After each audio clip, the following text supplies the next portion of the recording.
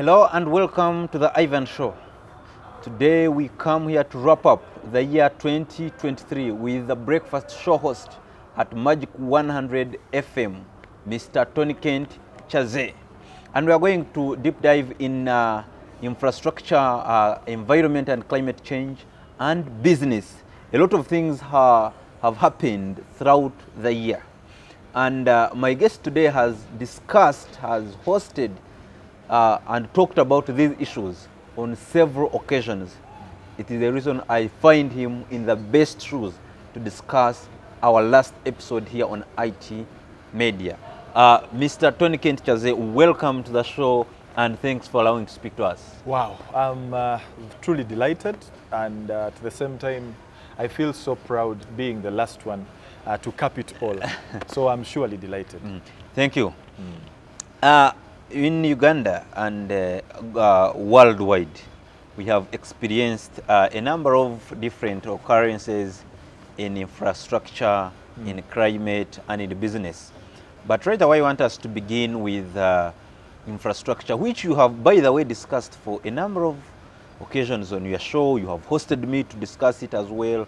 We have done special reports on TV, and we have done a lot of things. Yeah. You first give us the progress on how you see our infrastructure in Uganda, how it has progressed in this year.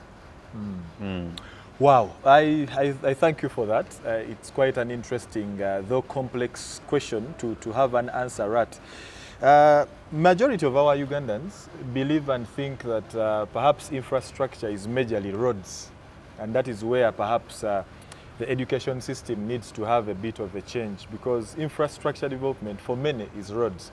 But infrastructure is anything basic in as far as the physical planning of an area is concerned.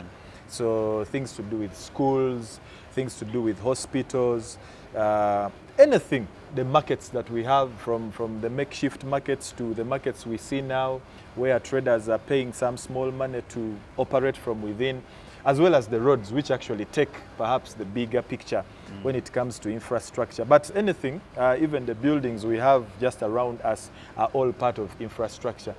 Now, I think I'm happy with one of the laws that came into place around mid this year, mid 2023, or for lack of exactness, just about the early period of 2023.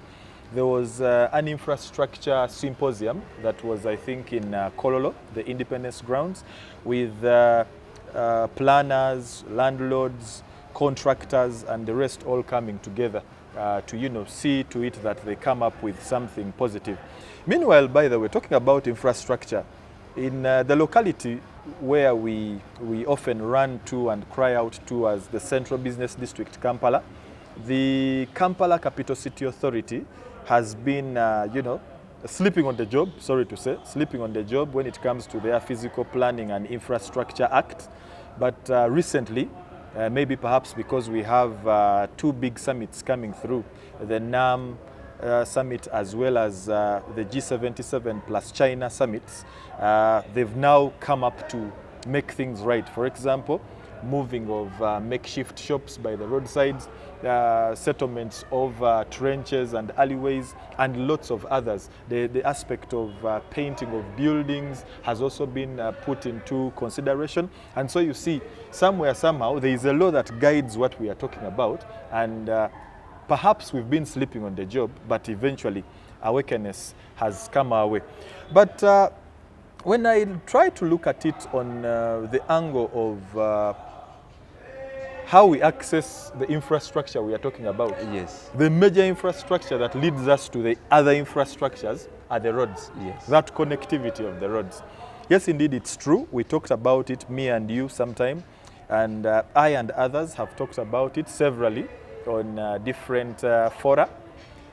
We now have quite a multiple occurrence of constructions, refurbishments, reconstructions, refillings happening on these roads. Sorry about that. For example, for people that dwell within Chireka, Chambogo, Mukono, Seta, and areas that go towards the eastern wing.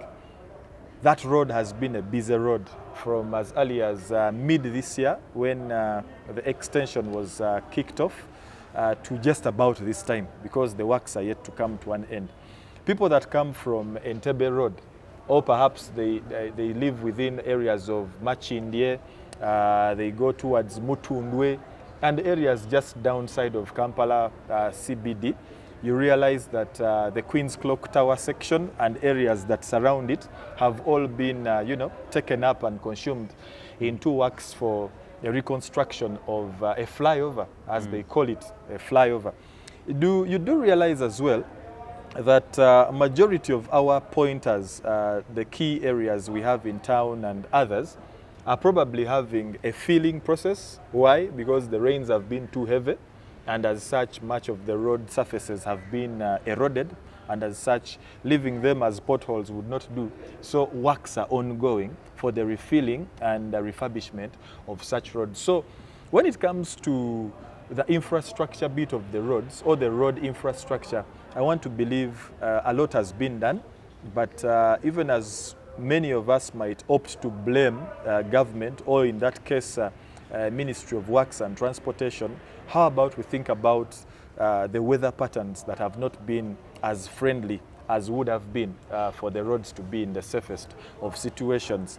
The reports I was getting from upcountry did indicate that a number of areas are still lacking in the school infrastructure, the school buildings, with some students still opting for, or rather for some, with some schools still opting for education under trees or makeshift shelters of the sort. But I think when we do look into the budget of the education sector, you realize some sections are not handled as per the budget, because the budget for education had the teachers, a little bit of the increment for the scientists. It had the aspect of scholastic materials. Remember, there was post-COVID, we are in post-COVID, and so with the COVID times, there was need for recovery. And so the budget looked so much into that than the aspect of putting physical structures into place. So Tonny, before you continue from that point, and before we leave this city, I want us to first look at this aspect of roads. Yeah. There has been refilling the potholes and etc.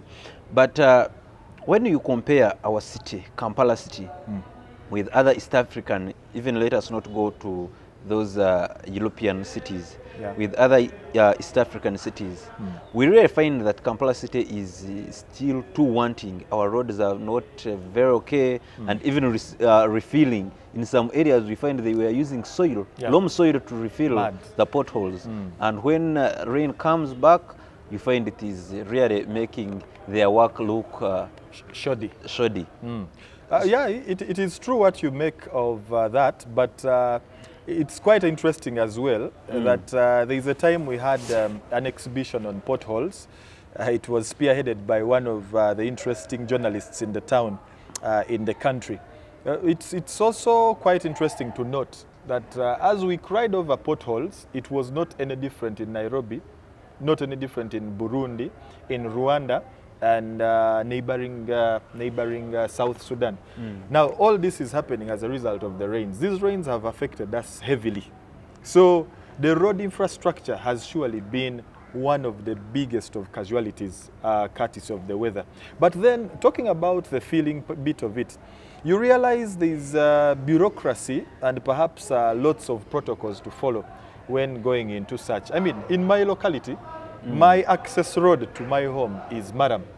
And every time we say we are coming together with the locals to work on it, the authorities will come and tell you, no, this is not your work. It is the authority. By the time you ask, okay, it is for the authority, when? They'll tell you it's in financial year ABCD, or maybe 1, 2, 3. So there is a bureaucracy when it comes to those repairs. I mean, you must have followed closely, Ivan, because I know you for that kind of insightful journalism. When the SFC came through to partner with KCCA, there was lots of talks, and even amongst the political leadership of Kampala, many said they should go back to the barracks. They are not supposed to be on the roads. Well, I was thinking maybe if they've come to help us, if they can do this bit of work, let them do it. Then afterwards, go back to the barracks. So you also realize there's the political unwillingness, or perhaps the political will that is killing the would-be progress. But I think the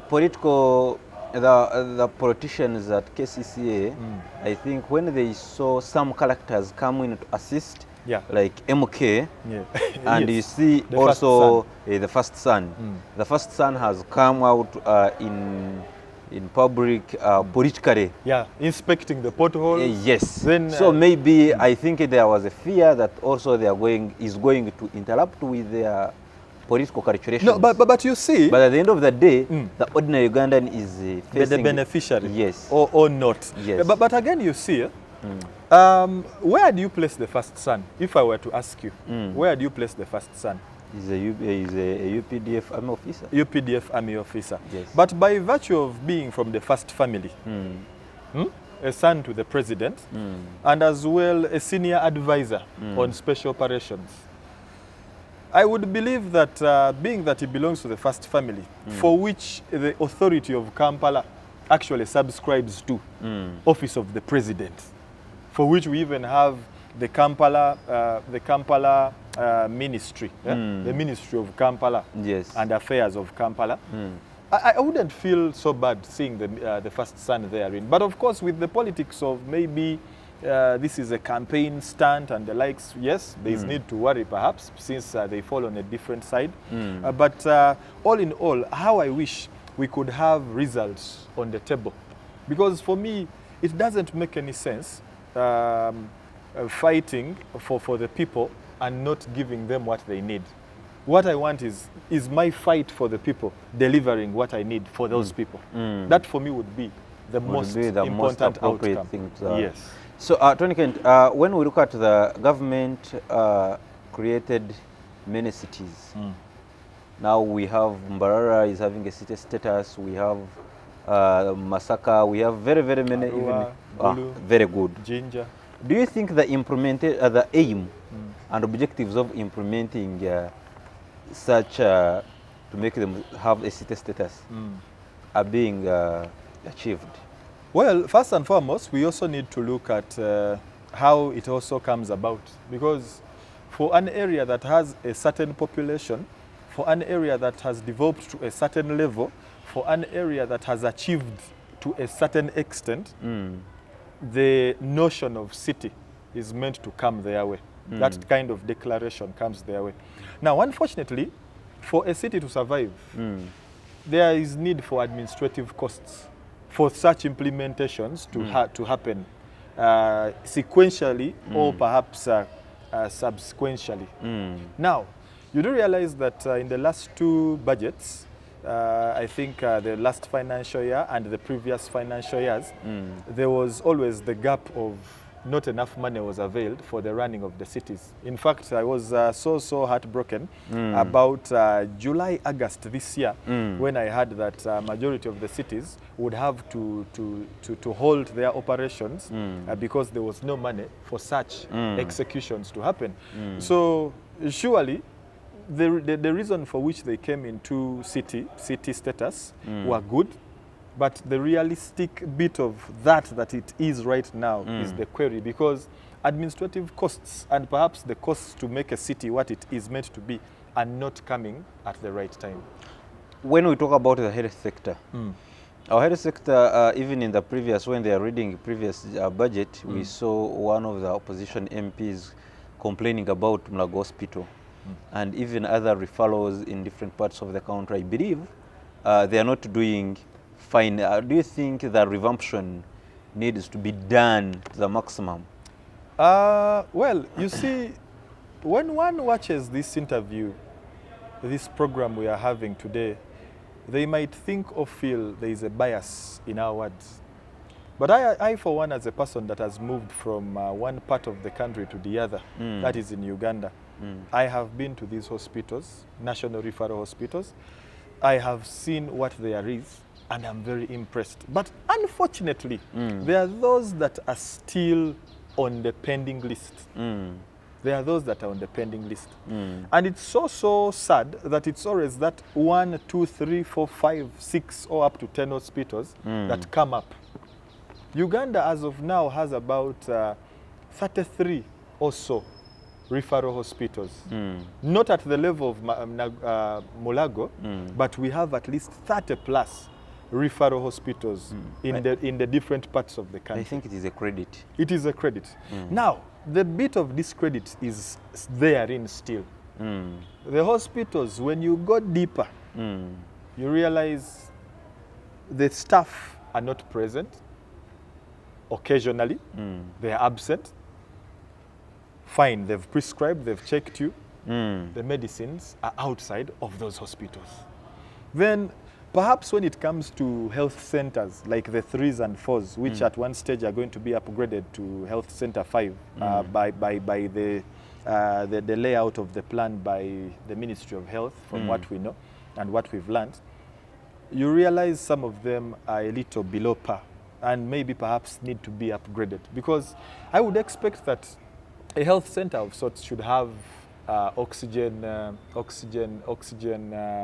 masks and drums.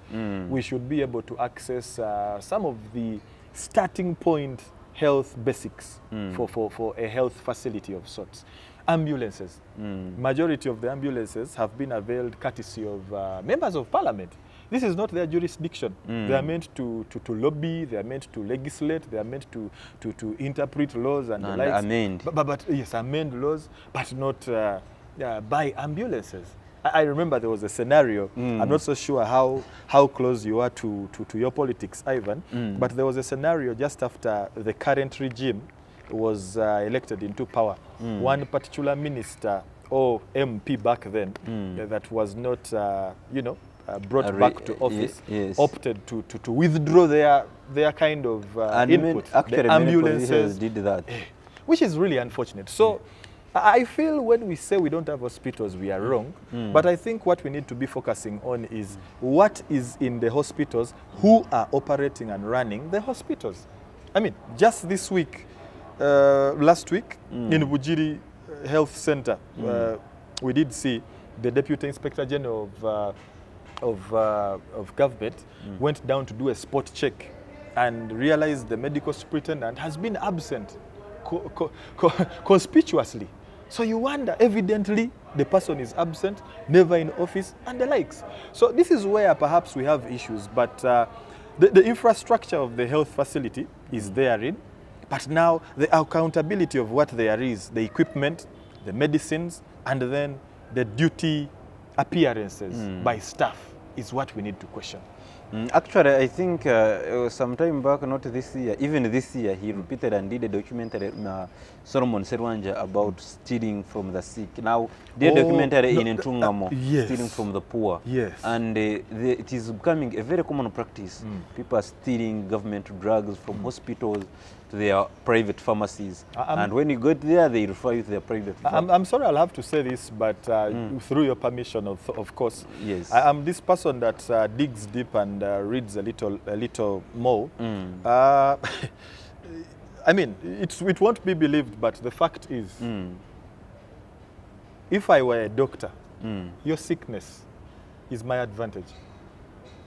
Your sickness, your medical state is my interest. Because when you're sick, I am making money. And when you're not, I'm not making money. Of course, I wouldn't love to go into such details, but there is that underlying truth about the realities of the medical fraternity, and you have to believe it. My mother is aging, and she was diagnosed with pressure recently, high blood pressure. But for those people that know the disease pressure and the likes, or the condition of pressure, you realize that there are some tablets that are meant to come the way of the patients free of charge, and others at a fee. Now, there comes this young doctor who feels they have to exploit my mom and get money out of her. And indeed they did, because she was point blank about these medicines. She pays money for these medicines, yet they are meant to be free. So these are the things I'm talking about. Someone takes advantage of your situation because to them it is a living, while it's to you, you're losing that life. Thank you so much for such wonderful analysis in regards to infrastructure. But for me, I believe that the best advice I would maybe give to the government and the authorities concerned is to limit corruption. Because in all the discussions we have, limit corruption. To try hard and see how it can mitigate the levels of corruption. We can't stop it, but at least we can try and mitigate it such that maybe sometimes even when funds are there, services are not delivered. Why? Few people are in office, swindle those funds. Yeah. But let us now go into the world of climate change and environment. What interesting observations do you find this year with climate and environment? Wow, quite interesting. If you may permit me, because of the teacher that I am known to be, not by profession, but by practice, execution and practice, we have so much made mention of climate change, and many people, even those watching us, might not know what climate change is.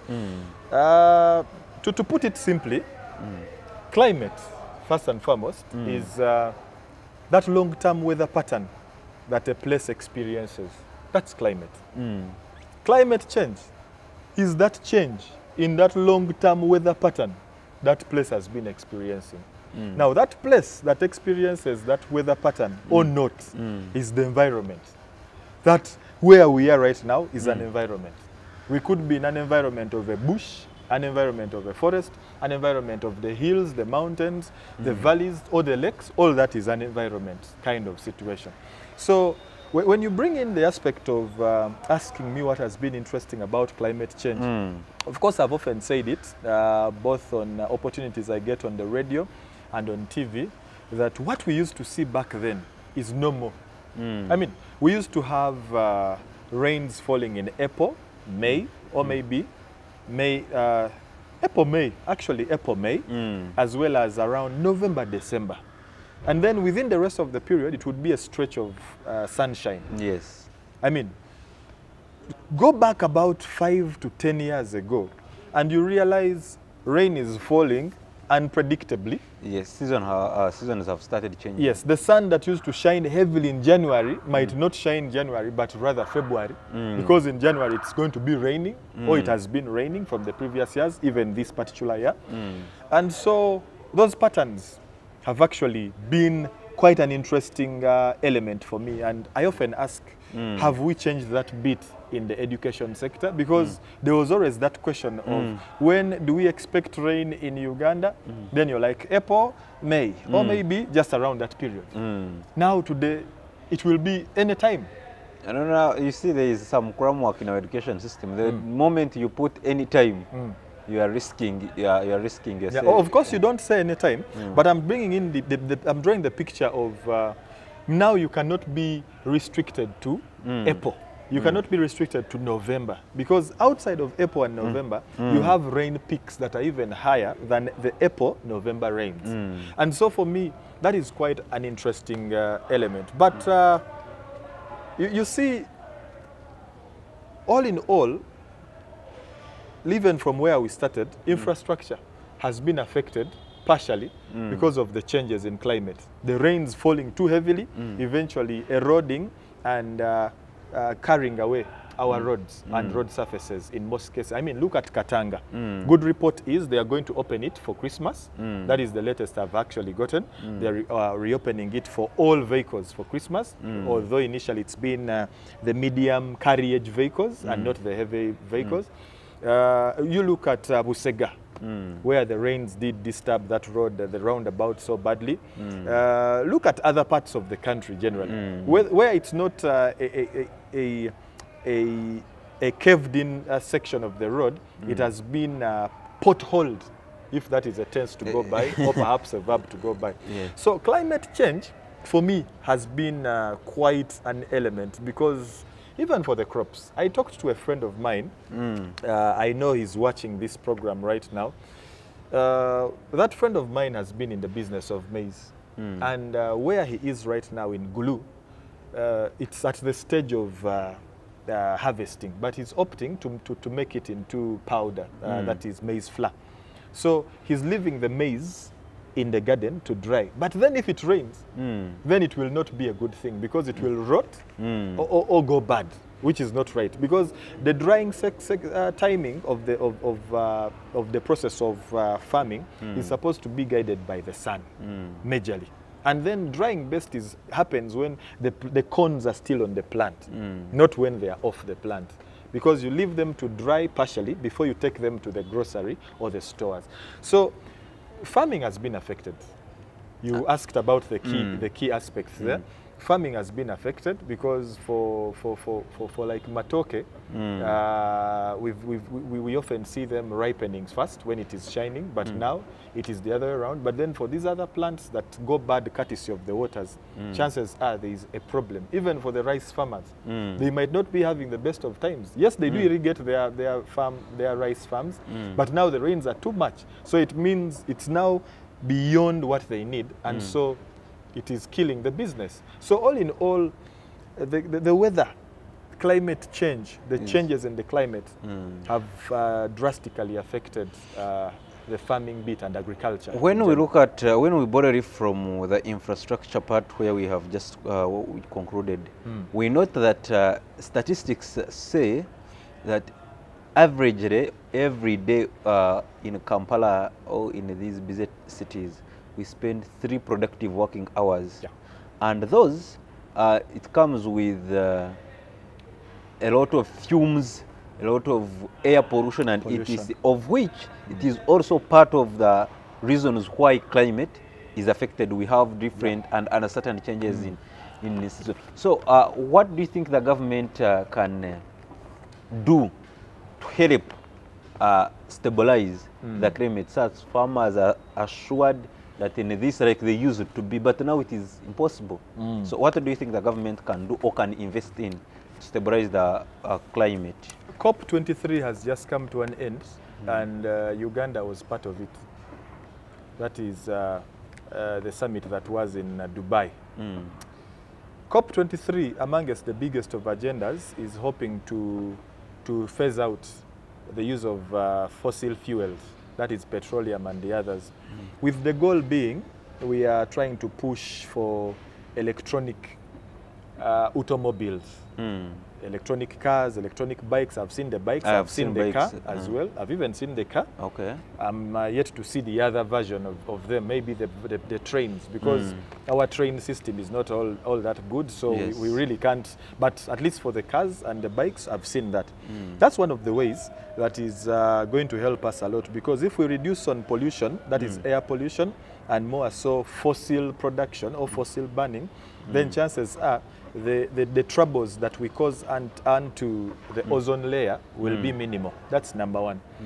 But again, in the same line of what we can do, what government should do, I think we have failed on the aspect of electricity.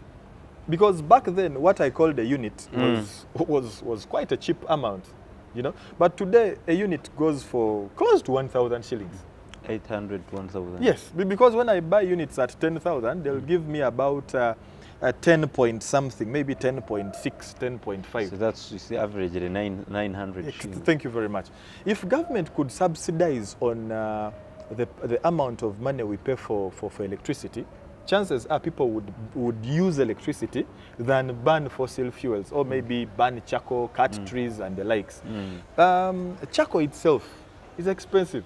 Of course, that is falling into the line of the executive order that we experienced recently. That is at the beginning of the year. The president did come against the burning, the cutting of trees to burn charcoal. But then, we also need to understand that order. He did not say the business of charcoal should stop. He simply said particular trees, okay, destroying forests is wrong.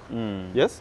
Because you do realize that if you went to, like, for example, South Sudan, they have types of trees that are meant for charcoal burning. They have types of trees meant for timber business.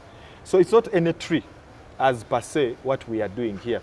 And it's also attributed a little bit to the Balalo because of their nomadic kind of life. Where they go, they make a home, they need to cook, they need to feed, and so animals are eating vegetation. Animals, I mean, people are destroying trees for the cooking bit of it, for the fuel, and so on and so forth.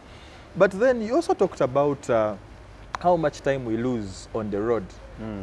The example I cited at the beginning, for people that come from Mukono, for example, the other day I was coming from Nabuti, and it took me 4 hours from Mukono stage where there is that hospital, the Church, I think Church of Uganda Hospital or something, to Esokona. It took me 4 hours because the driver was trying to negotiate, go through SETA, and you know. But I looked at 4 hours coming and maybe 4 hours going back, had I been going back. Government is now trying to work on the expressways and maybe the bypasses and the likes, you know. It's going to help us in the long run. But what I might not like about it is we are likely to be charged for it. Yet I would think perhaps from the taxes that we pay, that would be easily met.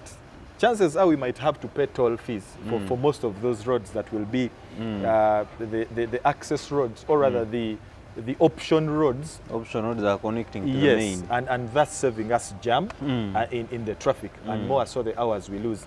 You look at how people are losing, people in the egg, that is poultry, but egg business specifically. Even the health sector, the pregnant women. How will you transport a woman through a pothole? She's expecting a baby in about a week. Surprisingly, in the city, it is much worse in the city. So for perishables, people that are dealing in perishables, eggs, people that are dealing in glass, it's a little hectic. I mean, I will buy my TV tomorrow, but how we are driving, it is shaking, it is, you know. By the time we reach, maybe something has gone wrong, you know. So infrastructure-wise, I'm commending government because they are doing a good job, but the speed is questionable. The speed is questionable. Back in COVID times, I'm sure you used Acacia Road so often, from Fairway Junction to the other side of Acacia Mall. It took them 8 months, whoever was behind that construction, either it was Japanese or people from that side. 8 months, 8 to 9 months. And yet we were at home. Majority of the people were at home, save for the essential workers. So if it takes us lots and lots of time to work on something, well, it could be for the better. Maybe better results come that way. It also keeps us losing out on time as well as losing out on money. Go to Nakawa right now. Even this Nakawa, because it is now close to a year. Thank you very much. Operating that road. Yes. So sincerely for me, I feel the government should see in its contractual agreements with the companies it deals with. If for me, I feel there is something wrong in how they contract those companies. Otherwise, there needs to be speed. There needs to be speed. Scaling up of work is quite so phenomenal, and I do believe if we can do things a little faster, but quality, of course, we can be far. We can save ourselves lots and lots of time. Yes, thank you so much. The discussion is becoming very, very interesting. When we go in the business world, we have seen, I will begin with this aspect of employment and the input and output. Every year, actually, even recently, Chambogo has graduated students. Different universities and institutions are graduating students. Early January, Victoria University. Makerere University. Makerere University. So we expect a lot of skilled workforce to be in the employment world. But the government, when you look at the recruitment rate, it is still low. People, ordinary Ugandans are having no jobs, but they are still surviving. By the way, I think we are going to discuss the business community vis-a-vis the security. The more Ugandans remain unemployed, the more the rich people will not sleep, and even the poor will not sleep. Why? They will need to survive, and what will they do? So I want us to discuss the interesting moments we have had in this business sector, and straight away I want us to begin with the insecurity that has happened throughout this year. Wow. You see, as you coin the question unto me, I'm thinking and seeing through the year and how it's been. But because I don't want to forget this, are you one of those people that believes that government or employs only about 500,000 people? I don't think even 500,000 people government is employing them. They're a lot. They are a lot. Yes. Thank you very much. We are on the same page. So we shall get back to that, definitely. It's really sad that when you turn on your TV today, tomorrow, or maybe revisit a story that was run the previous day, there is maybe a mobile money theft, there is a break-in, there is a loss of life or a loss of lives. I remember there was that officer that made it to Parliamentary Avenue and ended up, killing a money lender. It's really sad. It's really sad. But the situation has not been so good. But you attribute it all to COVID-19. People were left wanting. People went into loans. People went into expenses, unexpected expenses. And at the end of the day, they are now trying to cope up, or rather to cope. So it's not been so easy. People have actually lost businesses. People have lost schools. People have given up on their own just to get some little money to run what they feel they can and save themselves the would-be expenses in the previously owned or run businesses. So yes, this year has been so tight. And even when it comes to word on the street, a Chinese man and a Chinese national has been robbed of 700 million. A mobile money center has been broken into. I mean, somehow you begin to feel or think maybe people have money. Because, I mean, someone is robbing 700 million, the other 500 million. From whom? From where? You begin to ask yourself, maybe they do have the money after People all. have the money. But then, of course, it brings it, like you talked about the security element. Why would I cling on to 100 million in the house? We have the banks. We have investments to place this money into.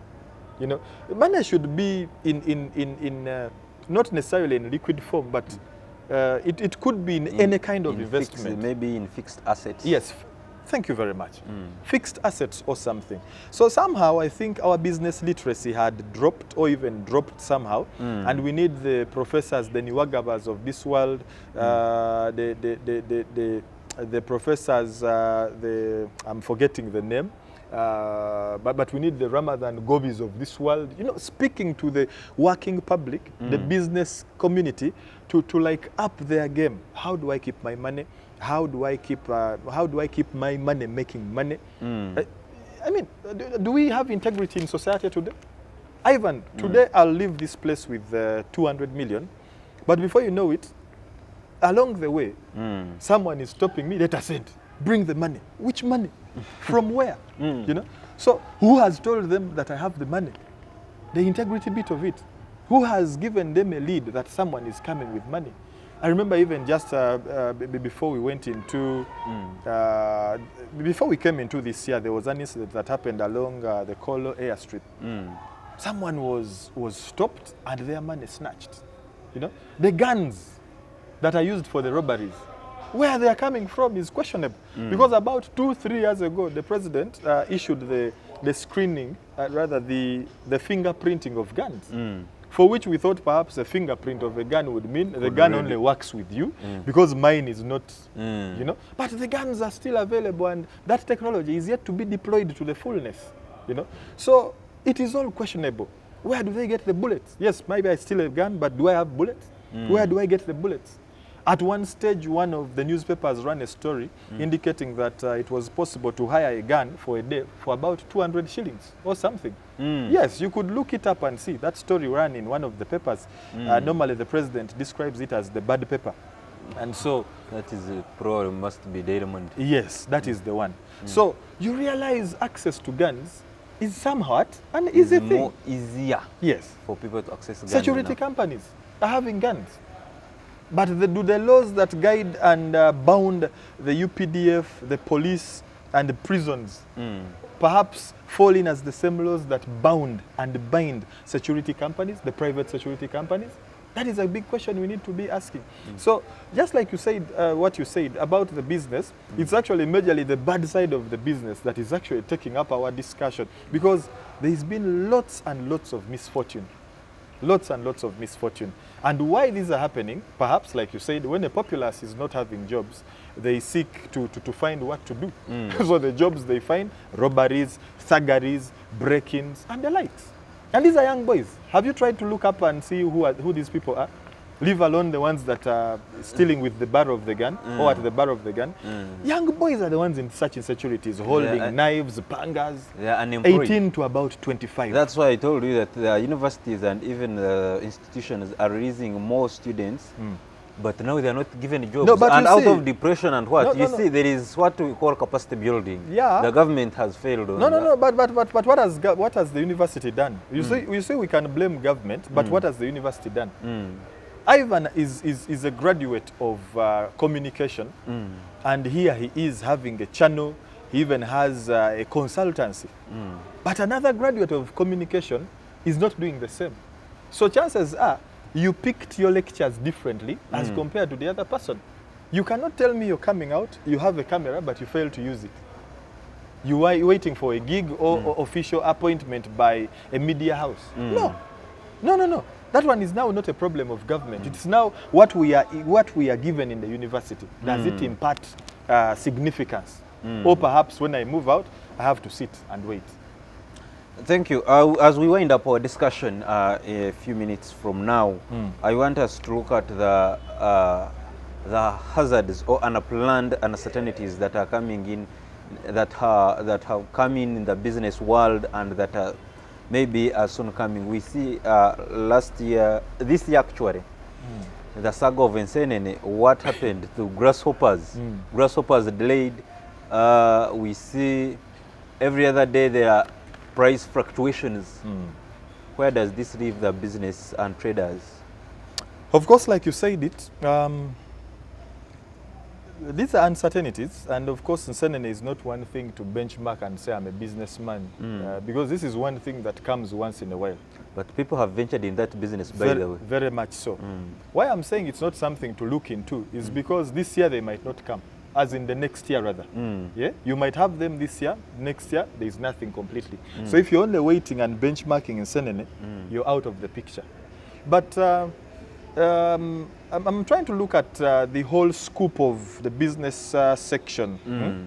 You look at people that are into farming, the animal husbandry. Yes. Anthrax has been an issue in Western Uganda.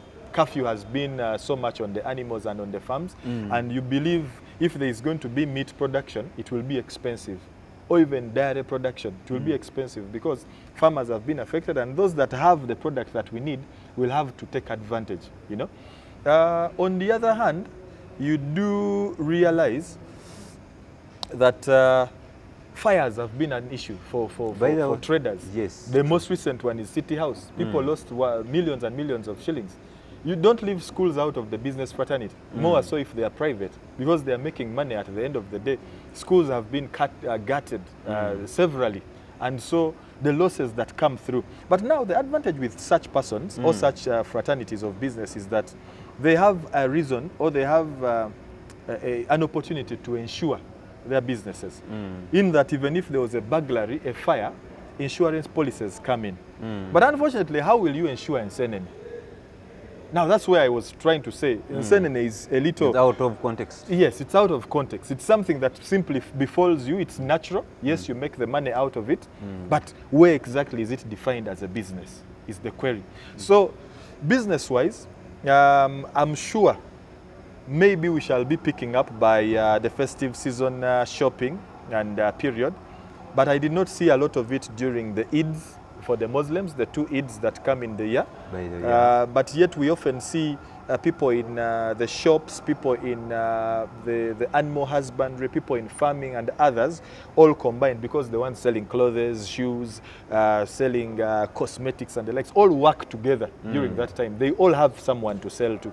But it wasn't as has been the case previously, because you do realize it's either Bank of Uganda doing a BOP, balance of payment, trying to reorganize the economy, or whatever it is. Maybe the politicians that pumped money into the economy 2021 are now returning their money. You realize that there is generally no money in the economy. No money in the economy. And as such, it is not just with you and I that are speaking, but it's with the people watching us right now. I'm sure someone now is saying, hey, it's right. You don't have money. Money has been scarce. Yes. So if money is scarce, the expenditure definitely is down. If money has been scarce, the purchase of merchandise for the business people has also been scarce. Yes. It's been down. Remember, you need to meet your obligations with the taxman. You need to meet your obligation for those that are shipping and maybe aviation, those costs of logistics. But at the same time, you need to buy the merchandise. So it's not been easy. And I believe that has been a general scoop for all of us. Thank you so much. I would like to you give your general parting shots and you wish our viewers a Merry Christmas and a prosperous New Year at the end of the day. I thank you so much, Ivan, and more so the Ivan channel for this opportunity, being one of those special guests to come and share the picture of 2023. I'm truly grateful that my views also matter, and I'm hoping that it's not going to end at this, but as well to you that is watching. Pick a leaf from what we just told you and do the needful. Things have not been good, but with the words of the president in 2020 through to 2021, that is COVID-19 times, he said this year, or back then, of course, this year is all about survival. And so if you survive, you're good to go. Why I say that is because we all need the money. But the money that we need is only useful to us when we are alive. I've often said this in a joking way.